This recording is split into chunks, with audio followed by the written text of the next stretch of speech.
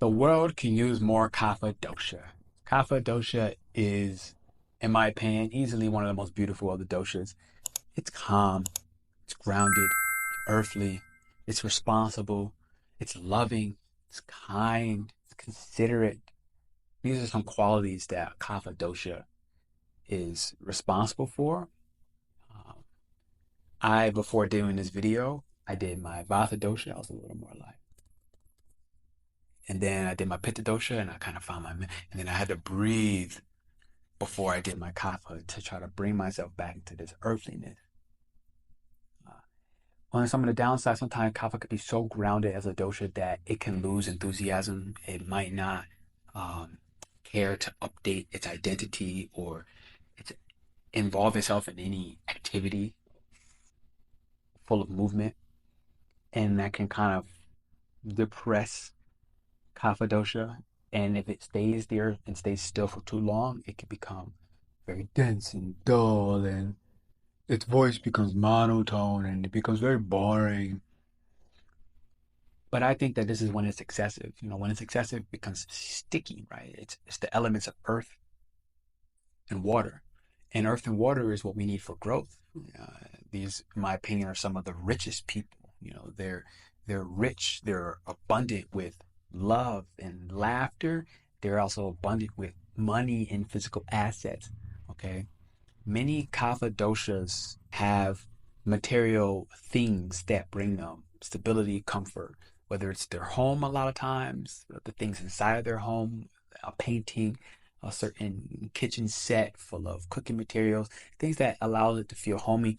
Kapha dosha is one that I do believe the world needs more kapha dosha. You know, all the madness and chaos and activity you see in the world, this would benefit from kapha dosha. Kapha would ground all of that and slow us, allow us to, if we're excessive, to become a little more lethargic in a positive way. Um, what I find most beautiful about kapha dosha is its ability to process, its ability to grieve, but in harmony and peace, not grieving without going too far, too deep, where it becomes tremendously depressed and oppressed, you know. But grieving in the right way. It knows, let me grieve a little bit by just staying home for 3 days, and then I'm gonna go out with my friends and enjoy, you know, a nice dinner, a nice slow dinner, one where I'm not eating fast food. I'm eating a home cooked meal, and that's kapha. Kapha is the home cooked meal that takes 2 days. You have to start cooking the night before. It's Thanksgiving in a black culture family where you're cooking, you're buying things 3 days ahead of time. You're planning. Kapha, in its slow movement, can plan ahead, very long term. It's very feminine.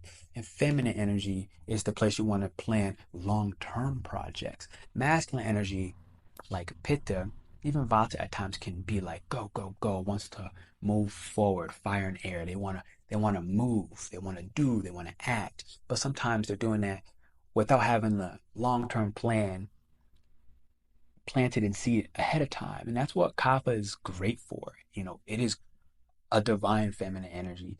It is receptive. It is soft. It is flow. Okay. Um, and again, it can also be that mother cub energy where she holds on to her cubs too tightly and she doesn't want to let go. She wants to be controlling. So this can happen on the downside, the negative side of kapha. You want to control other people. You want to control your environment because any change, when you feel resistance and stuck and unwilling to flow and unwilling to accept that there may be a better way to do it, this is when kapha can be out of balance. This is when it can be too heavy. So kapha, what you benefit from a lot of time is um, foods that are astringent, activities and things that are astringent. Astringent can take the excess water in your body because you have the most water in the body.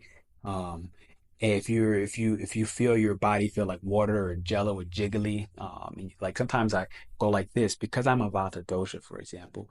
I focus on eating a lot of kapha foods, and I find that sometimes I have too much fat, whether through ghee butter or avocados, right? It's healthy fats, but if I have too much of it, that's when my kapha gets heavy. I get heavy. I could touch and move my belly. And I could hear water moving inside. That's when it's becoming too heavy in a sense. but depends. I'm a Vata dosha. I need this many times. As a Kapha dosha, if you have this, you almost need to release some of that water through diuretics.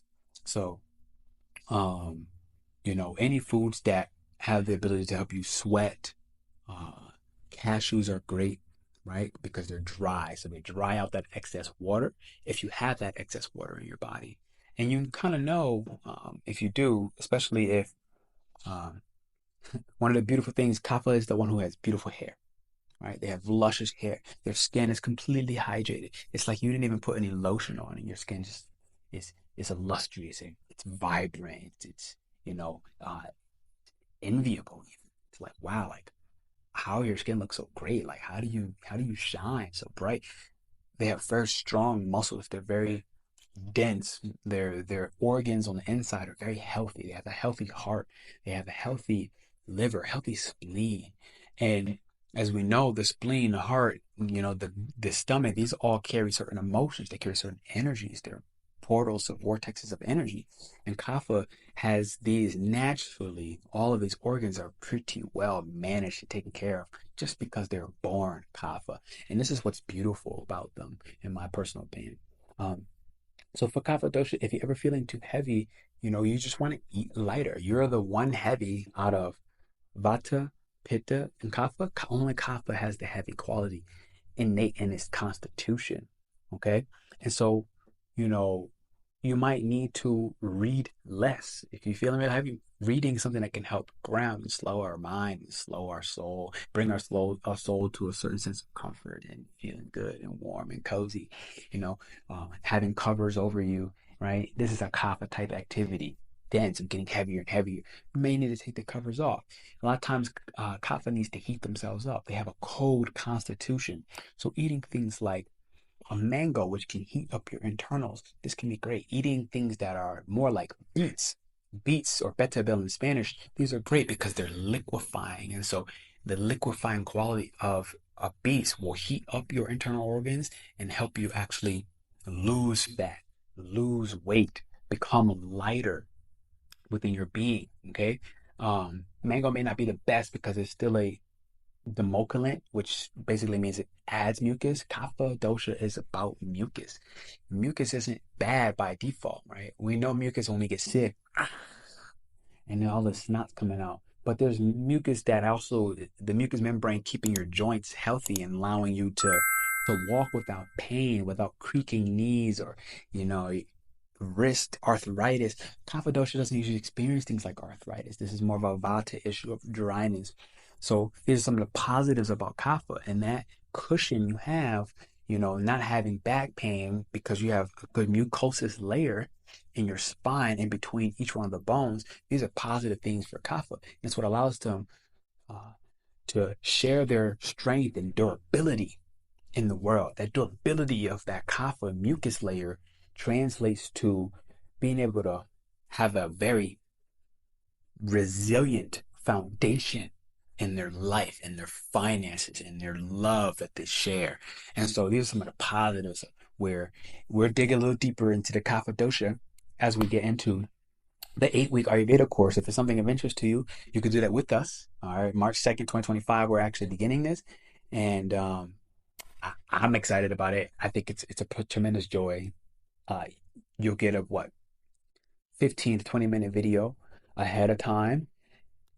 Every first and third Sunday we meet up. And what's nice is you get that video ahead of time, stuff that the internet won't see. But then during the Q&A, we to come and do the yogic breathing and the qigong and um, do the exercises together. So we're focusing less on the intellectual learning, like what you're doing right now on YouTube, and more on the practical exercises of how can we apply kapha in real life. How can we work through you, one of the members, and let's talk about your diet in real time. Let's talk about your activities in real time. Within a community, within a group, which is so nice. Last membership, we had 5 different people in there in 5 different countries. And that for me was like a joy in my life. And it's like, okay, well, what is this person from Europe doing? What's this person from Australia doing? What's this person from Mexico doing? What's this person from the US doing? And it's like, okay. And we start realizing, wow, we're all the same. And we could see do these 8-week Ayurvedas within a membership, within a group format. Otherwise, you can join and take this course on your own time, all right, when the course is done. And I think that's perfectly fine as well to go through the self-learning.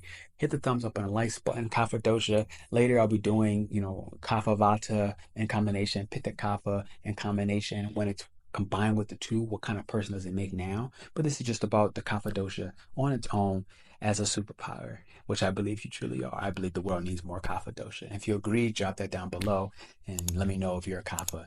Thank you for being here. We'll tap in soon. Love.